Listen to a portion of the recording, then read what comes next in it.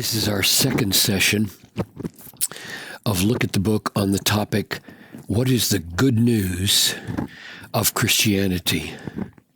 6 biblical truths. And we pointed out that the reason there needs to be a discussion of 6 things in order to make one point about what the good news of Christianity is because in order for any claim to good news to be really heard as the good news it is, you have to understand the situation. Like Jack is home would mean one thing if Jack got home at 5 o'clock instead of 5:30, his usual arrival from work, or if Jack has been in Iraq for 3 years and you haven't seen him for 3 years and you haven't heard from him for 6 months, and suddenly he's your son or your husband and he's standing at the front door and somebody hollers, Jack is home. That's a totally different experience of good news. And so it is with the gospel, the good news of Jesus Christ.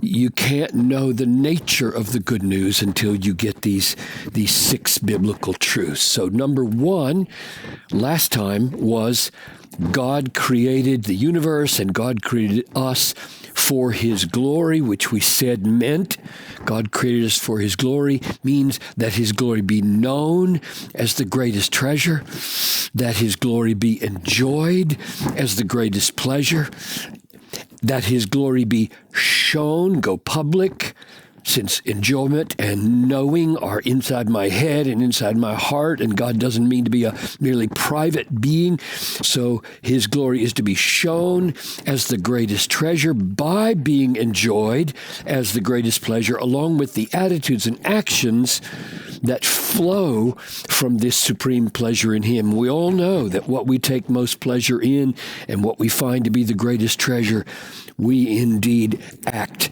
differently about. So that was truth number 1. Now, today, truth number 2. Therefore, because God created us for His glory, therefore, it is man's joyful duty to live for the glory of God. So this is God's design for the world, and design dictates duty, right? This is God's creation, and creation dictates command. So the design of creation to be for God's glory determines the duty of His creatures to live for that glory. So let's spend the rest of our time now looking at passages from the Bible that show us that it is our duty to live for the glory of God and what that duty involves. 1 Corinthians, this is a letter from the Apostle Paul in the New Testament, chapter 10, verse 31, whether you eat or drink, in other words, the most ordinary, nitty-gritty things that you do in life, eating or drinking or whatever you do all to the glory of God.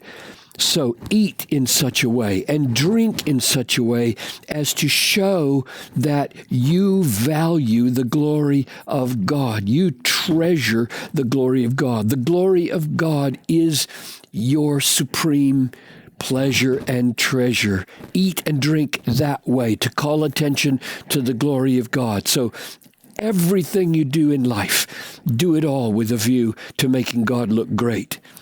Psalm 50, this is those songs in the middle of the Bible. Number 50, verse 23, the one who offers thanksgiving as his sacrifice, not a bull or a sheep, but thanksgiving from the heart, glorifies me. So thankfulness, a thankful heart glorifies God. When you are thankful to God for every good thing that comes into your life, indeed every hard thing that God may turn for good, you make God look glorious. Romans, a letter from Paul to the Romans, chapter 4, verse 20. No distrust made Abraham waver concerning the promise of God, but he grew strong in his faith, not distrust, but strong faith, giving glory to God.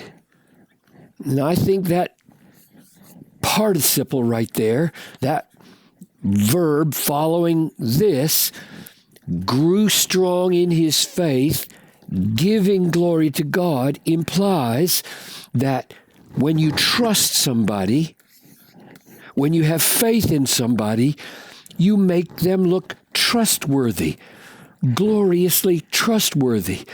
And the more you trust them for, and the harder the situation you trust them in, the more glorious you make them look. So faith or trust is one of the ways that we show God to be glorious and live for his glory.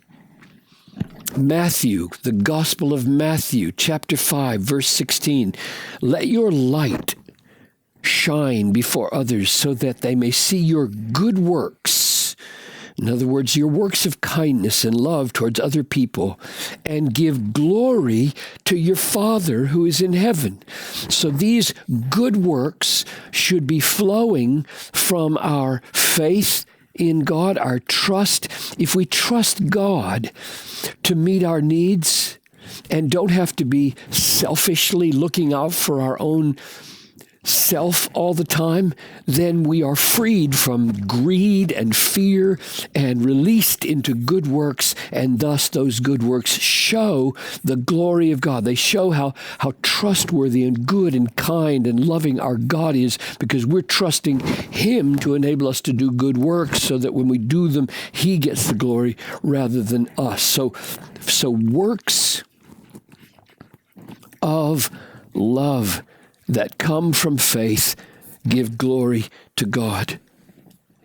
Matthew chapter 22, verses 36 to 39. Teacher, they come to Jesus and they say, Teacher, which is the great commandment in the law? And Jesus said to them, here's his answer, you shall love the Lord your God with all your heart and all your soul and all your mind. This is the great and first commandment.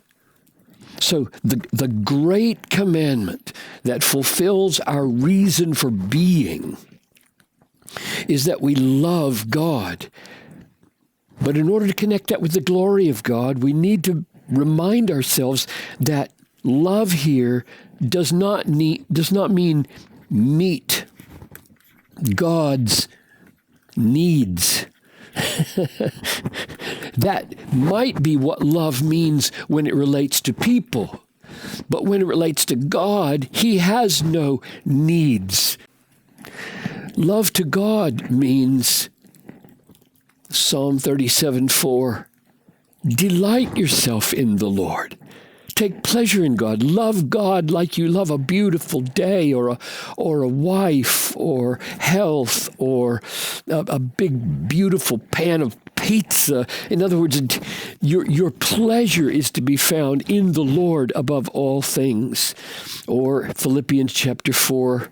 So there's Psalm and here's Philippians. Rejoice in the Lord always. And again, I will say rejoice. That's what love means, because in the book of Acts, in the New Testament, chapter 17, verse 25, it says, God is not served by human hands as though he needed anything.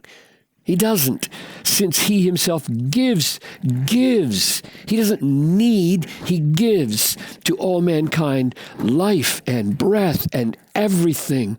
God has no needs. He is the overflowing giver. And therefore, loving God doesn't mean meeting God's needs. It means delighting in the God who is the giver of everything. And here's the connection with the glory of God in Romans 11. 35 to 36. Who has given a gift to God that he might be repaid? And the answer there is nobody. That's the understood answer, right? Who has ever given a gift to God that he might be repaid? Nobody. If you give something to God, it's because he's already given it to you, so there's no repayment necessary. We're the ones who are in his debt, not vice versa. And here's the reason why you can't give anything to God that puts him in your debt. For from him and through him and to him are all things. Therefore, to him be glory forever and ever. So, back to our original point. The first biblical truth that we saw last time was that God created for his glory. And the second one we have seen now today is, therefore, it is our joyful duty to live for the glory of God, which means being thankful from the heart to God in all things. It means trusting him in all situations. It means loving other people out of this trust and thankfulness. It means loving, that is, enjoying God supremely. He's our greatest treasure. And it means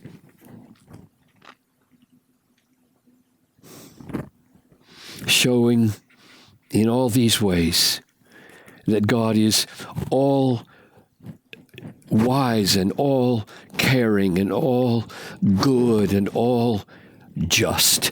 And what a great world it would have been if we would have all lived for God's glory and our joy. It was a great vision. And now, next time we will see what dreadful thing happened so that good news is going to be so desperately needed.